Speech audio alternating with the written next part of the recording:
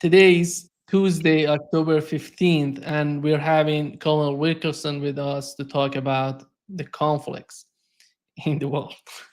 I'll just emphasize that to Middle East. It's so fluid right now. Welcome back, Larry. Thank you. Good to be back. Let's get started, Larry, with this Israeli attack on Al-Aqsa Hospital in which people were burning alive. And I'm going to play footage that shows what has happened in this attack. In your opinion, when they're doing this, are they really considering the consequences of these type of actions on their part in terms of what's gonna repercussions that they're gonna have in the international community? Nima, there are already fundamental repercussions in the international community, not just the fact that, what was the vote? I wrote it down today, 141 to 14. 141 to 14, parse that 14 in the UN General Assembly, and you'll find Pacific Island states and Israel. So the world lined up against the United States, against Israel, for UN General Assembly 12626.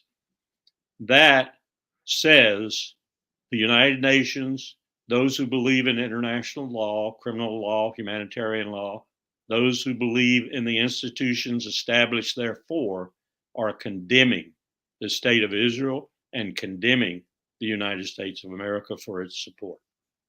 That is, as was said today in a number of webinars I participated in, a diminution of American power that we will regret for the rest of our time, however long that may be. Because much of our power, it started with torture in my administration. That diminished some of our reputational power too. The uniqueness of the empire, if you will, in terms of power in the world, was characterized most prominently by our building of an international order that respected human rights, expected law and the rule thereof, respected other people's rights. One person made a comment like this: who would have thought that in 2023, 2024, we would descend into a world of colonialism again? Because that is what we're looking at. We're looking at colonial power trying to overwhelm people that want to break the hold of that power. One of the last people on the face of the earth that want to break that power. And we're looking at their lackeys, the Israelis, doing it for us.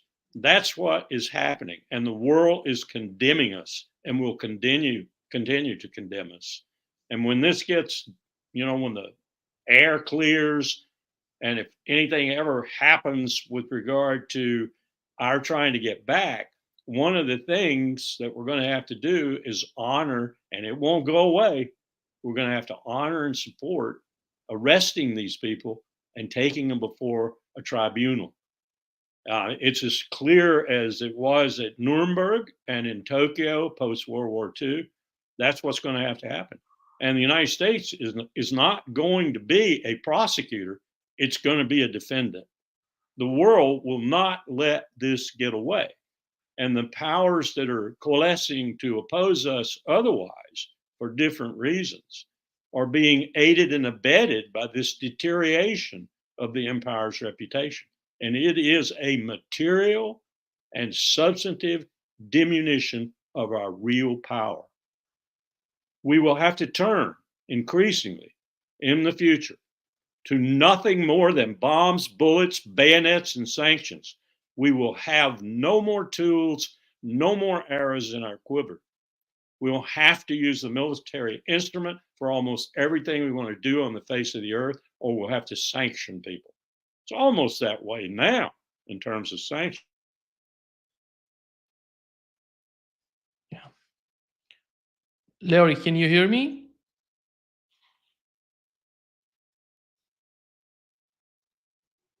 Larry. So I can hear you. Can Yeah. you hear me? Yeah. Right now, yeah, you're back with us. Yep.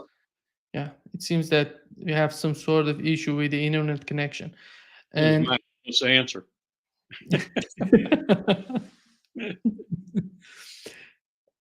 Larry, we've learned that the Biden administration is talking about putting an arms embargo on Israel if they don't change their attitude in Gaza within a month. And the question is why they don't put it at 24 hours, 48 hours. Good Stop it. question. Good question. Because 24 hours and we wouldn't implement it, and we're not going to implement it after 30 days, wouldn't influence the election. Notice how that window, that 30-day window covers the election. That's all this is for. This is a political ploy because they know they're losing a lot of progressive voters. They're losing a lot of people who think that this is all despicable and shouldn't be happening. They're losing people in key battleground states in that regard, and they're afraid that Kamala Harris is going to lose, and this is going to be one of the reasons. So they can't possibly implement, but they can put it out there in terms of implementation so it's after the election. Mark my words, it will not be implemented. Yeah. It seems that as long as we have these talks on my podcast, on the other major podcasts, on mainstream media, when we are having this conflict between Iran and Israel, between Israel and Lebanon, it seems that we are forgetting what's happening right now in Gaza, which is much more important than any of these conflicts. It seems that Israelis are doing their best in order to distract all of us from what's going on in Gaza. That's part of their strategy. If they have a strategy, I'd say it's part of their tactics. They're eradicating the Palestinians, and that was their plan all along. They were just caught, if you will, by surprise. And it turned out that they were smart enough to turn that surprise into a marvelous, in their terms, opportunity. They are now going to eradicate the Palestinians, the ones in Gaza and on the West Bank and in East Jerusalem, as rapidly as they possibly can. And those remnants that are left, and I'm beginning to think there aren't going to be any remnants left when they're finished, will be pushed into Jordan or into Egypt or wherever that they can find some kind of relief, but they aren't going to stay in Gaza. And Ben Gavir, as I've said many times before, is ready, shovel in hand, AR-15 in hand, plenty of ammunition to begin settlements in the north. And the situation, Larry, in Lebanon with UNIFIL and this type of Netanyahu, let me play what Netanyahu said in terms of what's happening with UNIFIL in Lebanon. Yeah. Israel deliberately attacked UNIFIL personnel is completely false. It's exactly the opposite. Israel repeatedly asked UNIFIL to get out of harm's way. It repeatedly asked them to temporarily leave the combat zone, which is right next to Israel's border with Lebanon. In fact, on the day that Israel began its ground operation next to our border with Lebanon, we asked them specifically, please leave this area so you're not harmed. Israel is not fighting UNIFIL. It's not fighting the people of Lebanon. It is fighting Iran's proxy Hezbollah, which uses Lebanese territory to attack Israel. Hezbollah attacked Israel last year without any provocation on October 8th, a day after the Hamas massacre. And it's continued to attack us ever since by launching over 10,000 rockets and missiles at Israel. Hezbollah uses UNIFIL facilities and positions as cover while it attacks Israeli cities and communities. These attacks have claimed the lives of many Israelis, including yesterday. Israel has every right to defend itself against Hezbollah and will continue to do so. Yeah. Typical Netanyahu. Typical Netanyahu. Listen to the lies. And let's back up for just a moment. This is a man who stood at the podium in the United Nations and condemned them. This is a man whom almost everyone walked out on. This is a man who, when he was addressing them formally, he had to bring his own cheering squad. No one else wanted to listen to him. This is a man who is doing more damage to the United Nations and the apparatus that it represents around the world than anyone. He wants those peacekeepers gone. He's never wanted them there. They watch him, they observe him, they report on him. And the idea that Hezbollah is using them or hiding behind them is pure fantasy. He wants them gone. He wants to slaughter like he's slaughtering in Gaza and Lebanon. He wants to indiscriminately kill civilians. UNIFIL and the people there might report on him as they have in the past. Now, here's the other thing. Those people are there because the UN Security Council, not the Secretary General, whom he abominates and has restricted from even traveling to Israel, they're there because the United States of America and 4 other permanent representatives sent them there. So, Mr. Netanyahu, why are you speaking in English? Are you talking to President Biden? Because he's the one who had something to do, his country, with sending them there in the first place. So you're not going after Gutierrez. You're not going after anybody but the 5 permanent members who voted successfully, no veto, to put those peacekeepers there. Those are the people you should be pleading to. But no, he's got to do the theater. He's got to do the theater. Bibi is a master at the theater. Well, the world understands that now. And I think when he comes on like that, it's like Matt Miller or like John Kirby. When they come on, people laugh at them. Yeah. Except for those people who are bought and paid for in this country, and those people who will not hear the truth. I liken many Jewish Americans, and I hasten to add, it's not many, but they're violence prone, and they're very outspoken. They're, in my view, like Trump's MAGA group. They're a cult. They're a Jewish cult. And they would be for Israel regardless. And they have a lot of Gentiles that are with them. They're not with them because they love Jews necessarily or love Israel necessarily. They're with them because Israel is carrying out the policy that they feel is the best policy for cleaning up, as it were. Same thing my president wanted to do by invading Iraq illegally. Same thing my president would do. Same thing President Obama almost did with Syria. Same thing he did do with Libya. They want to clean the whole region out, and Israel's doing it for them. So you've got, I've got a bug in here. You've got all kinds of reasons for this going on, none of which make a whole lot of sense to anybody who's watching the murderous barbarism of the Israelis in Gaza, and to a certain extent in Lebanon too, although they're taking some significant blows in Lebanon. Their KIA-WIA count is climbing. Yeah, I want to talk about Lebanon, but before going to Lebanon, Larry, a New York Times investigation shows that Israeli forces use Palestinians as human shields in Gaza. Yes. And violating international law. This is the same accusation that they had toward Hamas. If you remember, they said Hamas is using. They did the same thing. Did the same thing, by the way, in Operation Cast Lead. Smaller operation, less time, but they did the same thing. They used Palestinians as human shields. And when New York Times writing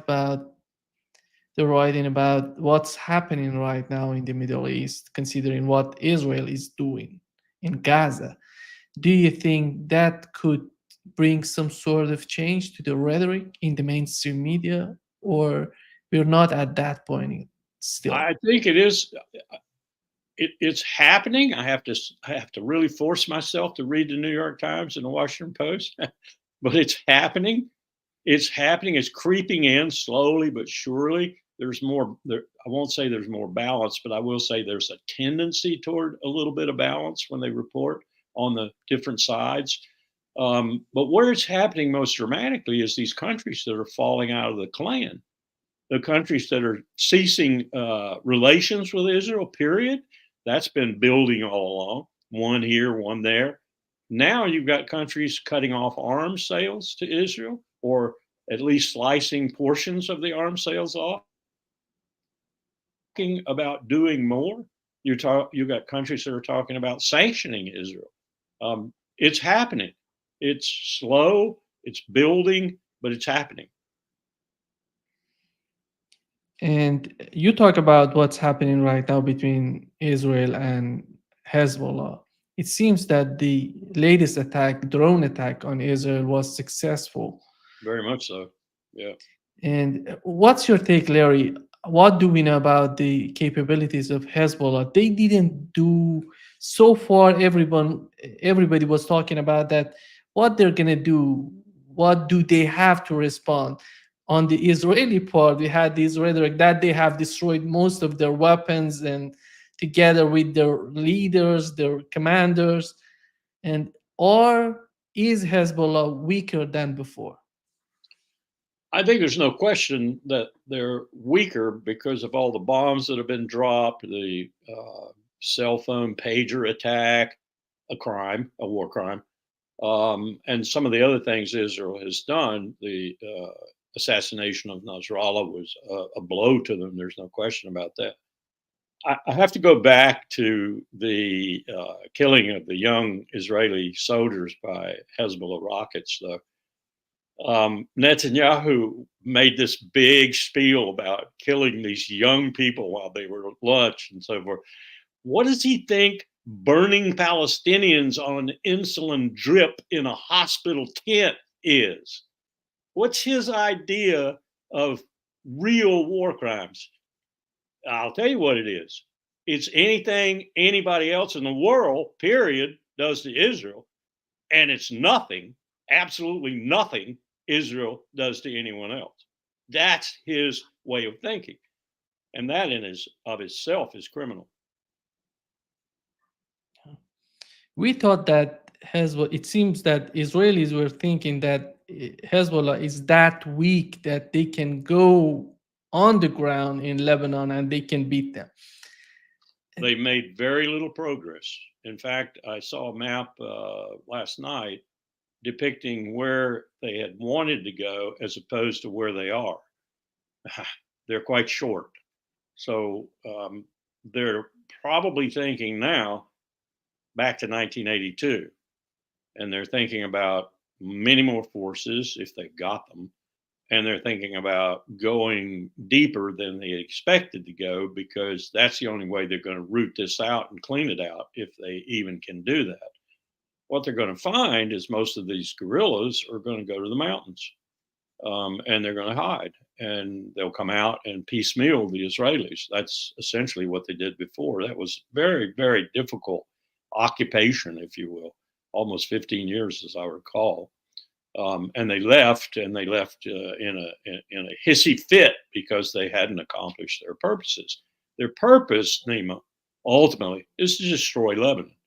That's the reason that every time they bomb civilian infrastructure, they bomb economic infrastructure, they bomb things that make Lebanon at least a functioning economy. They do not want any competition. I was talking with a number of people in the oil and gas industry over the last 48 hours.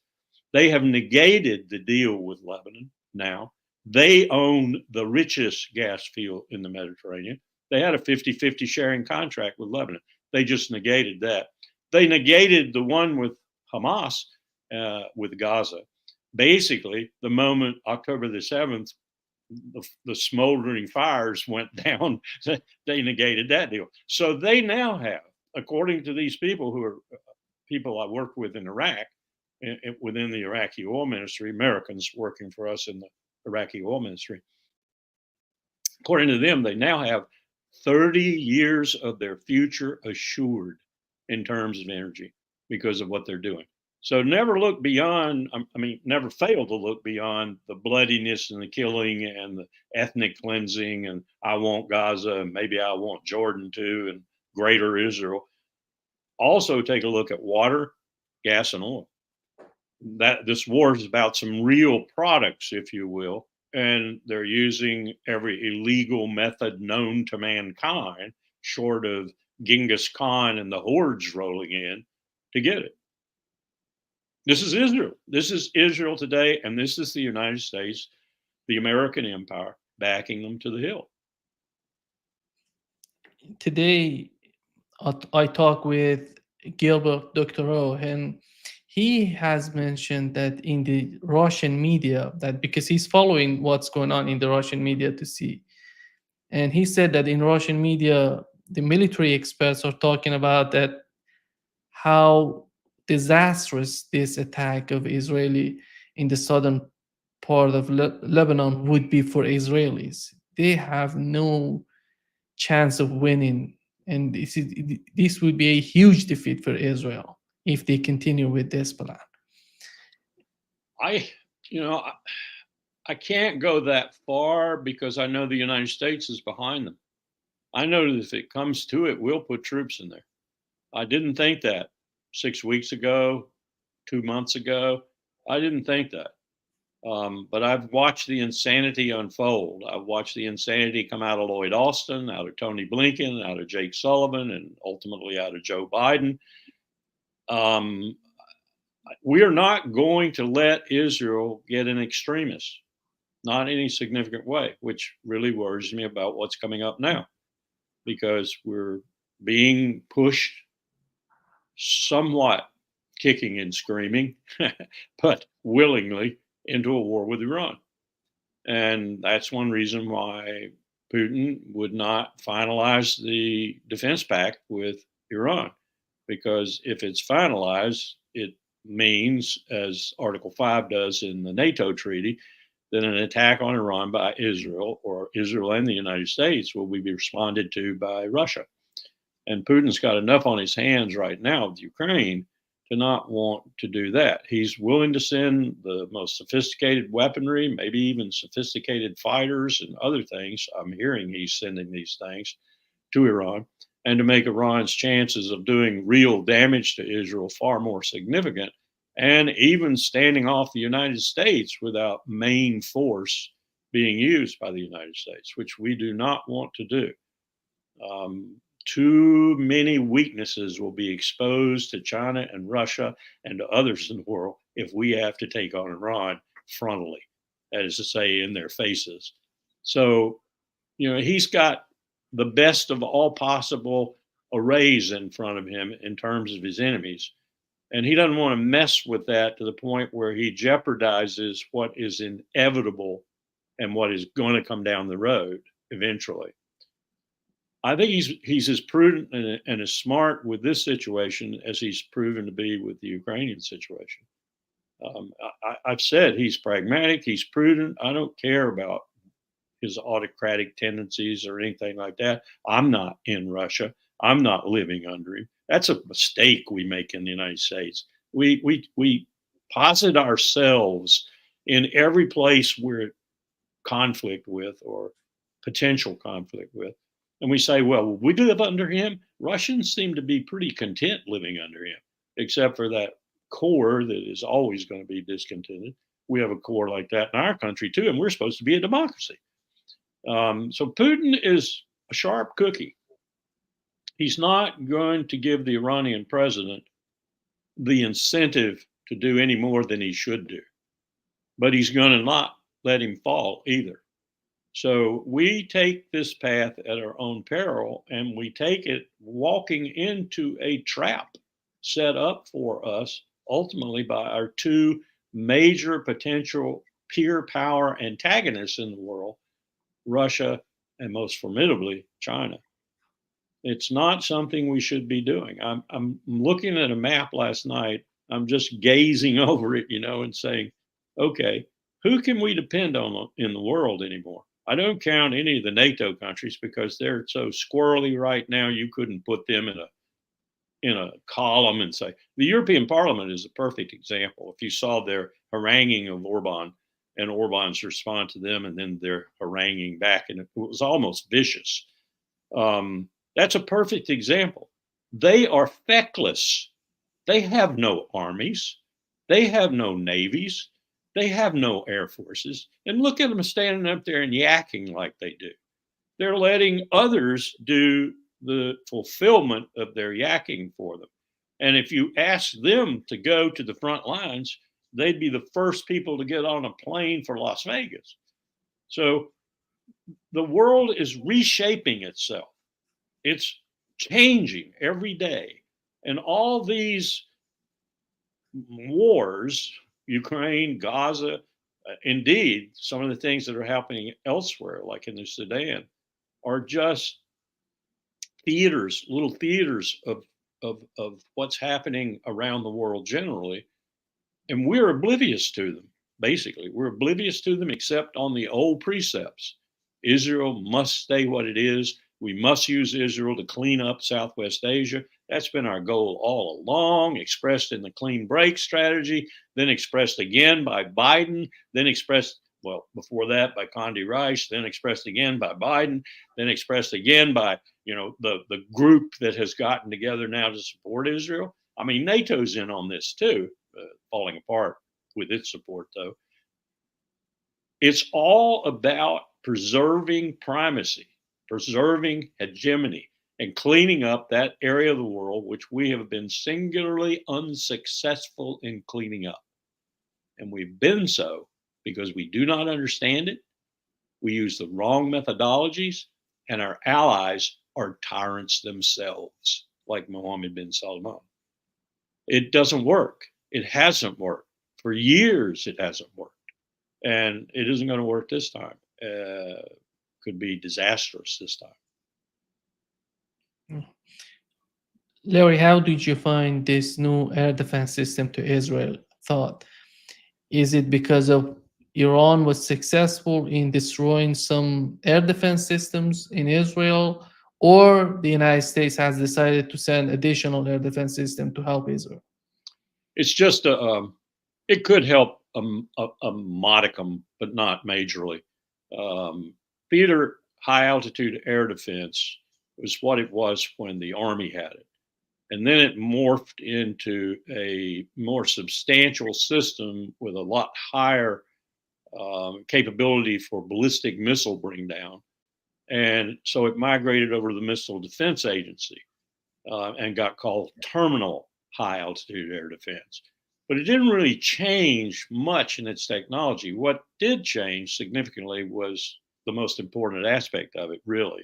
The hardware is important, but the most important aspect is the quality of the radar, the quality of the hookup of the radar and the missile system, and the ability to differentiate and direct. It doesn't have a warhead even. It's just a kinetic strike. I went through a long discussion with people who tested this system for a number of years. And there were two parties amongst them. Some who had seen the OTIA, the Operation Test and Evaluation program, said it's a pig in a poke. It's Lockheed Martin's billion-dollar. It's the missile equivalent of the F-35. It's billions of dollars. We sold it to South Korea, put it in South Korea. We sold it to the UAE, put it in the UAE. Now it's in Israel. I don't think it's all that good a system based on the physics and based on the technology experts I've talked to. I don't think it's that good a system. Yeah, it'll hit a few things. It's fired a couple of times. I think it fired in anger once out of the UAE, if I recall. It hit a Houthi missile and brought it down. All this to say, it's all political what we did. It's putting more American soldiers in harm's way. We're up from 60 to 100. It's putting a U.S. system in harm's way. It's making it look to Netanyahu and to others in the world like we're in for a penny, in for a pound. We're backing him to the hilt. And all it really is a political move to say essentially to Iran, we're in if you hit these guys and gals. I assume there's some women there too. We're in. There are Americans on the ground. Now, we've had a base there for some time. We have the American flag flying on that base. There's been a THAAD unit down in the South for a long time. So this is all political. It's all aimed at the election, and it's all aimed at saying we are with Israel to the end. And we may be. Washington Post is reporting that Israelis agreed on not attacking nuclear facilities, oil facilities, industry in Iran. And on the other hand, Gallant was talking about that their attack on Iran would influence the Arab states in the Middle East. if we say that they're not attacking oil industry, oil facilities, and how they can influence other countries in the Middle East by attacking Iran? Here's what I've heard. You probably saw the Economist article. I don't read the Economist much anymore because that British rag is a rag too. But the guy was saying, okay, there are four things they can hit, what you were just detailing. They can hit the nuclear facilities, they can hit the oil facilities, they can hit strictly military targets, or, they can go after infrastructure or whatever. What Netanyahu has said, I think, is, and this is probably one of his lies, I don't know. I don't believe the man anymore. No matter what he says, I don't believe him until proof is in the pudding. He says he's going to hit military targets. At least that's what I've heard. He's going to hit military targets. No oil facilities and no nuclear facilities. That's probably a smart decision if that's what he actually executes, because if you hit nuclear facilities, one, you're going to be embarrassed because you're really not going to do any real damage to it. Second, you might do enough damage to release some radioactivity and some dangerous stuff.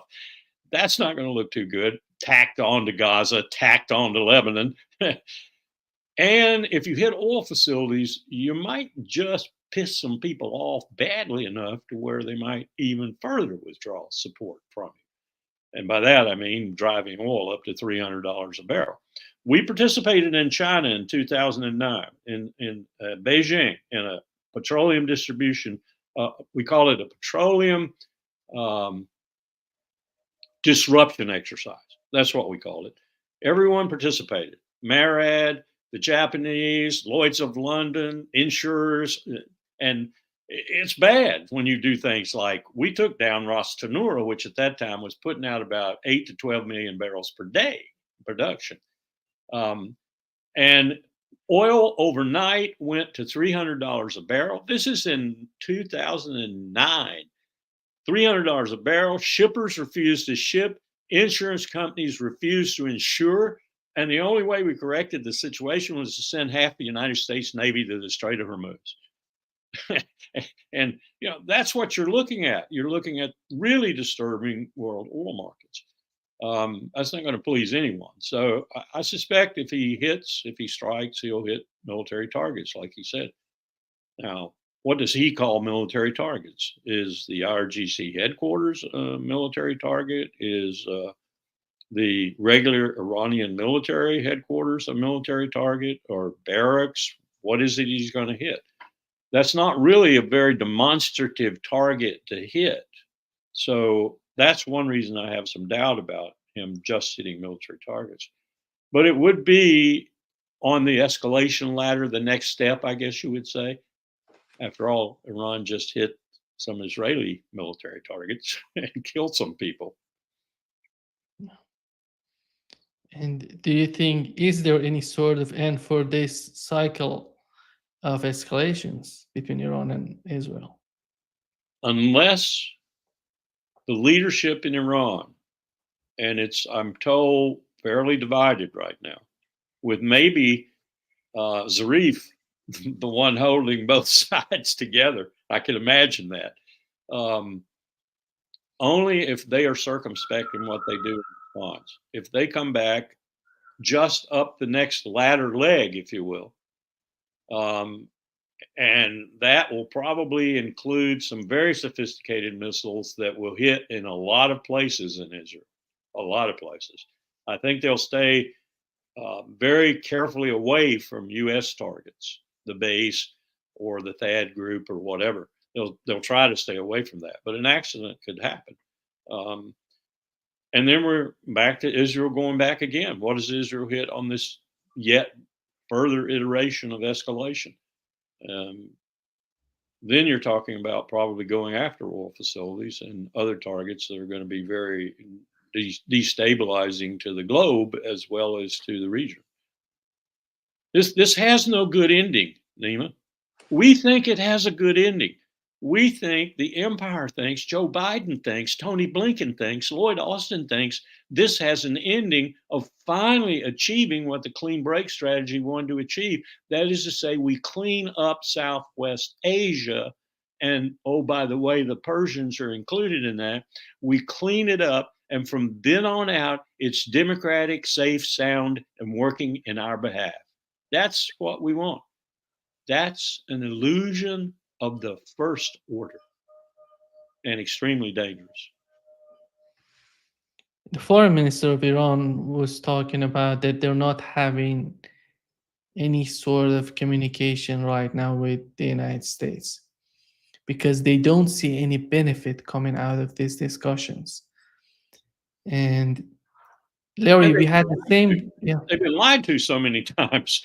I mean, whether it's a ceasefire is imminent, Bill Burns is rushing down to hold your hand while we wait for this ceasefire. I mean, they've been lied to repeatedly. They were lied to in the JCPOA. That was an international agreement achieved through international auspices, and Trump vetoed it and canceled it, abrogated it. He should be in jail. He should be a criminal in the ICJ too. We had the same situation in Ukraine, if you remember, with Russians trying so hard to talk with the United States, which led to a disaster that we can call it right now the war in Ukraine. And right now in the Middle East, it doesn't seem that the Biden administration has a clear plan, a clear strategy, something that can be imagined at least to have some sort of outcome for the United States, for even, I would argue, even for Israel. And the way that Netanyahu, I think the only winner of all of this conflict is Netanyahu and his administration. Everybody's losing but Netanyahu.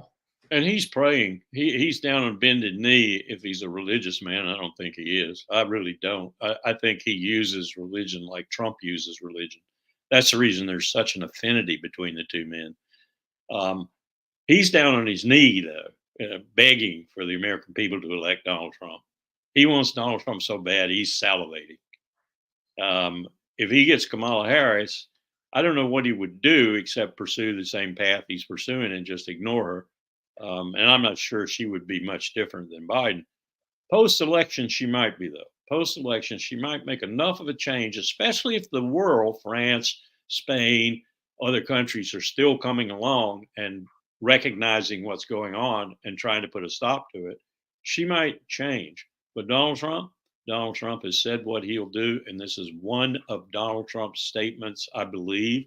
He will be right there with Israel, right there with taking out Iran, and we'll be in for a disastrous decade or so if he even decides to leave after 4 years, which I'm increasingly convinced he and his gang are planning not to do. NEMA people were talking to me last night about this can't be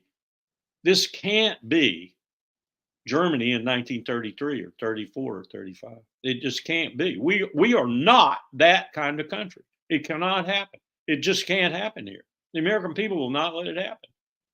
Hope you're right, I said. Erdogan is talking about boycotting Israel, putting tremendous sanction on Israel. And even he says that calling Israel a state is wrong because they cannot define their borders. No. What country is that cannot define its borders? It's a collection of murderers. No, they cannot put, yeah, go ahead. No, they can't. I was listening to, I told you I was listening to the UN Rapporteur on Human Rights and a couple of other people who were describing some of the history. And, Israel is not a state with any recognized borders other than the 1967 and before. And even those borders were forced. They were forced. The Nakba had to happen in order to create those borders and to have Israelis inside those borders. So Israel is a figment of America's imagination. Before, it was a figment of Britain's imagination. And as I've said to you before, half the crimes in that region, geez, why limit it to that region? Half the crimes in the world can be laid at the feet of the British Empire. But we took over. We took over, and we have equaled and surpassed the British Empire in inhumanity to man, in cruelness, in brutality, in torture, state-sponsored torture, and now in backing this genocide to the hilt. We have replaced the British Empire many times over in terms of cruelty and bestiality. And we will pay. We will pay dearly for this. Do you think that we're witnessing right now in Idlib, Aleppo, and Russians are attacking these Islamist jihadists? I don't know how we can radical Islamists in Syria. Can you hear me, Larry? You just faded out there for a minute. Yeah. Right now, can you hear me? Yeah, I can hear you. Yeah. Russia right now is attacking these people, these radical Islamists in Idlib, and it seems that the attacks they're carrying out right now is intensifying. On the other hand, the Turkish government is attacking the Kurds, in that they have some sort of problems. What's going on, Larry, right now? We know that the United States is supporting Kurds in that. It's unbelievable. Turkey is part of NATO, and on the other hand, they're helping these people against Turkey.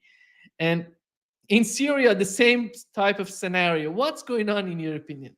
Same thing going along with new ramifications for 30 years at least, 20 for sure.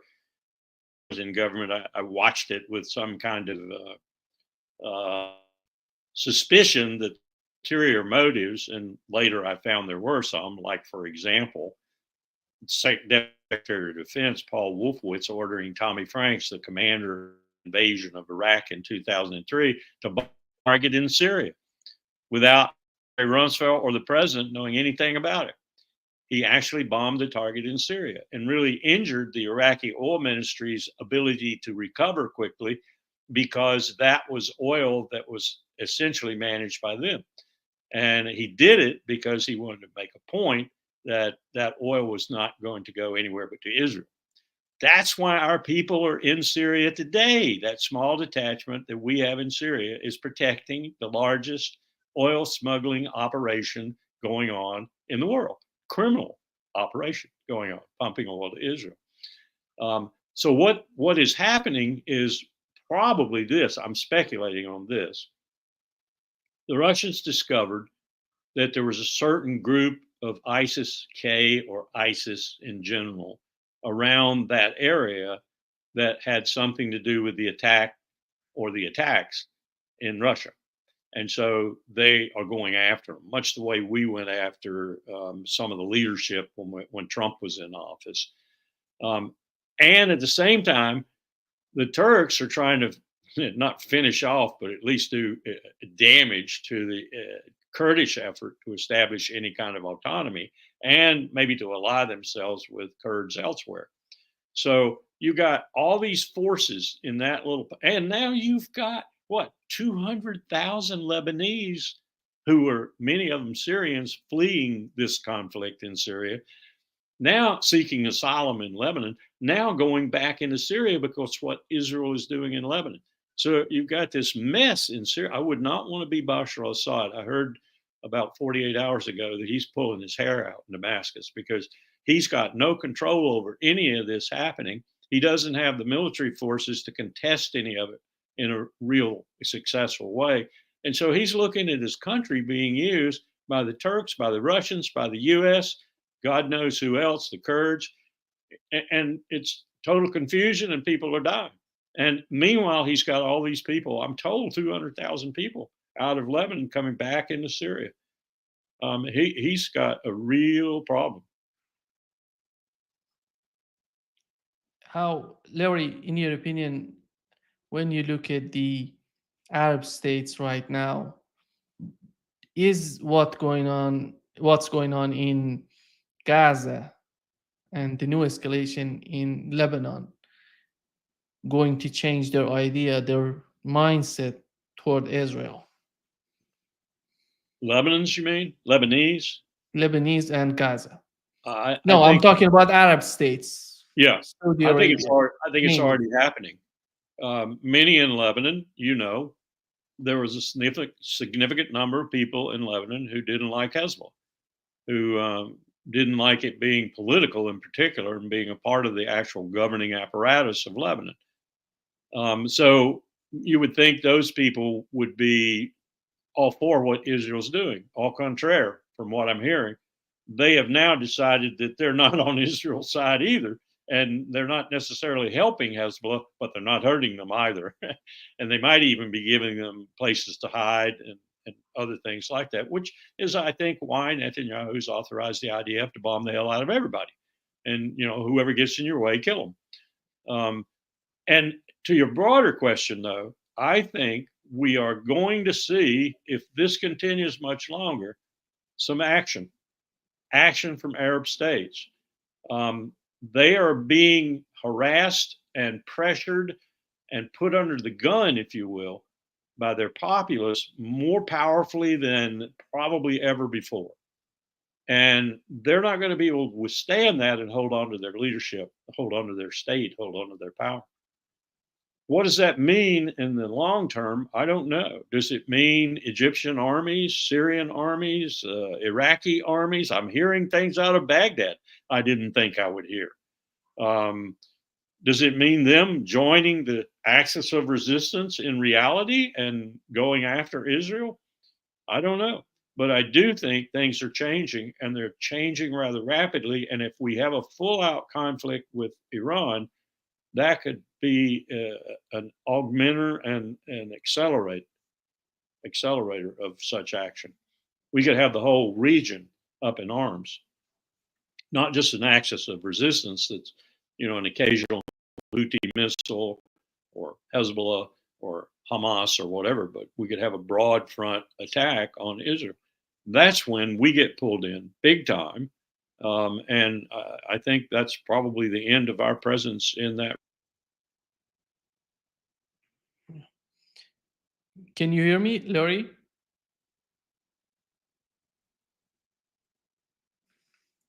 It seems that we're having some sort of issue. Larry, can you hear me? Yeah, I think the NSA is getting after us. Yeah. Now you laugh. I know they monitor me. So that they're playing with us now, probably. Or maybe maybe Lula's sicked somebody on you. Yeah, that could be. We had Larry, a conversation, Nima. We had a conversation. We being the usual group. You interview a lot of them. We're wondering if we're going to be in a jail cell come July of 2025. We're relatively confident we might be if Trump's elected. no. Right now, Larry, the Biden administration just putting out statements talking about that if Iran wants to harm Donald Trump, it's an act of war. And we've heard recently the Iranian government Iranian officials were in New York giving many interviews with the mainstream media talking about this. They don't need to do that.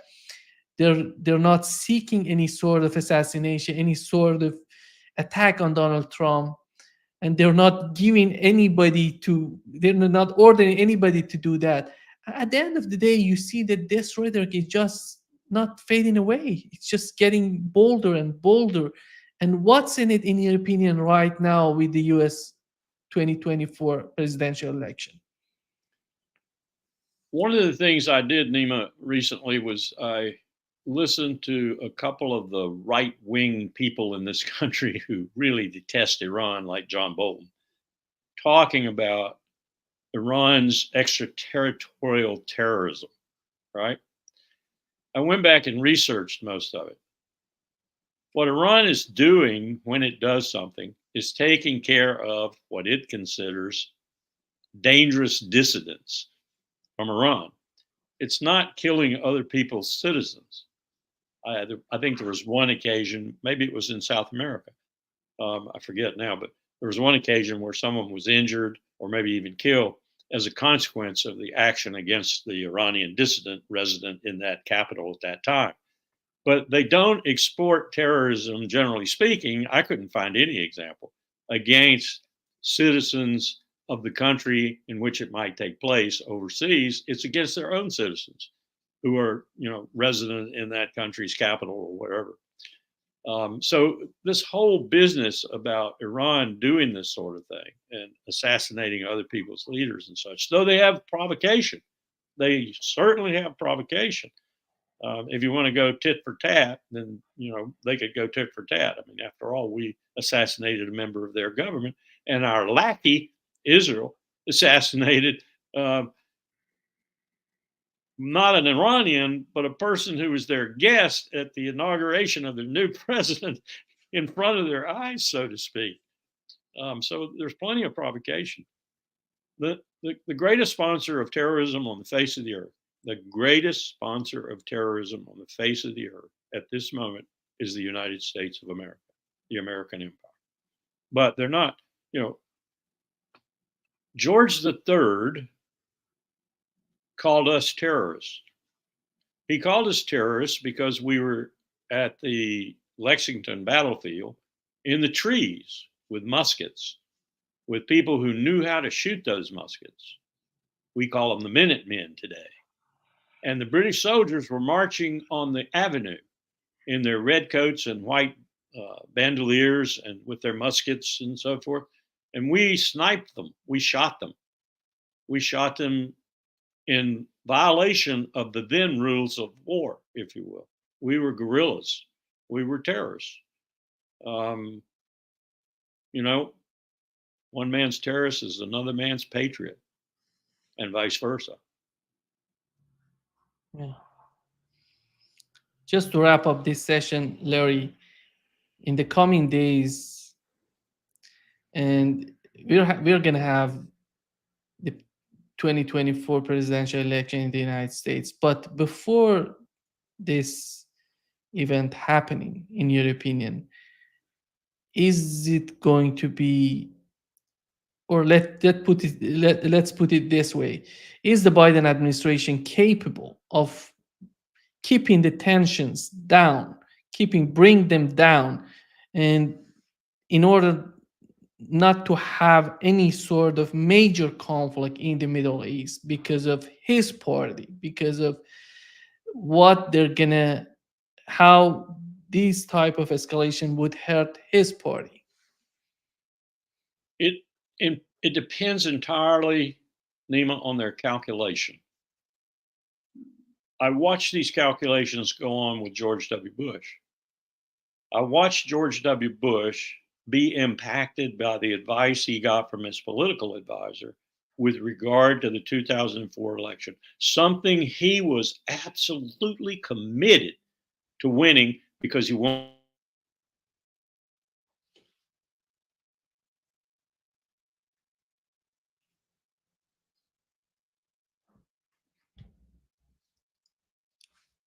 Larry.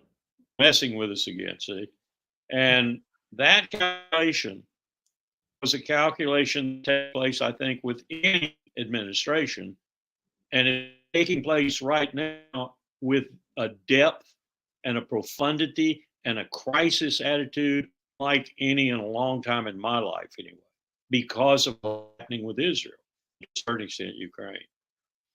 If they, as this letter from Austin and Biden to the exemplify, that anything Israel does that's untoward by the world community and therefore might be judged by a significant number of Americans as untoward, they want to get through to the election day without Israel having done anything to make the situation worse. There's two schools of thought here, and both of these schools are with George W. Bush, too. If I'm in a big war, or as big a war I can manufacture, 2003 invasion of Iraq, then I've got a better chance. that plays him today too. Suddenly a crisis that I'm faced with and have to handle, have to manage, and then that might help me. The problem here is Biden's on the way out. Harris is not managing this war.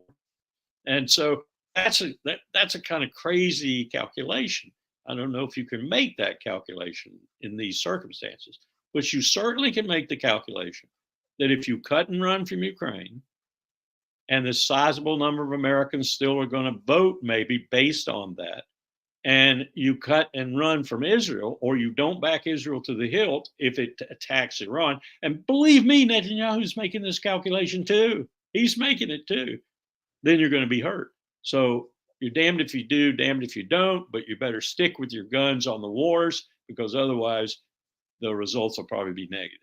So these domestic considerations are dictating people dying, dictating people being burned alive in tents, dictating people entering a conflict that didn't want anything to do with the conflict. That's domestic politics in the empire. Yeah. Thank you so much, Larry, for being with us today. I hope it turned out halfway decent with all the fades and fades. I know they're doing it to me. Normally what I do, I shift my internet systems in the middle of things. I'll go from a Cox Communications, for example, system that's reasonably secure over to an AT&T one that's very secure that I used to use at William & Mary, or I'll switch to a third one I have too. And that they find me and come get me, but at least I play havoc with them for 5 minutes. Thank you so much, Larry. You have this in Brazil? Did they spy on you in Brazil? I didn't perceive it. If there is, I don't know. Wait until the AI is all in place. Yeah. Just one more comment, not on camera, but Just let me finalize the call. Oh, okay.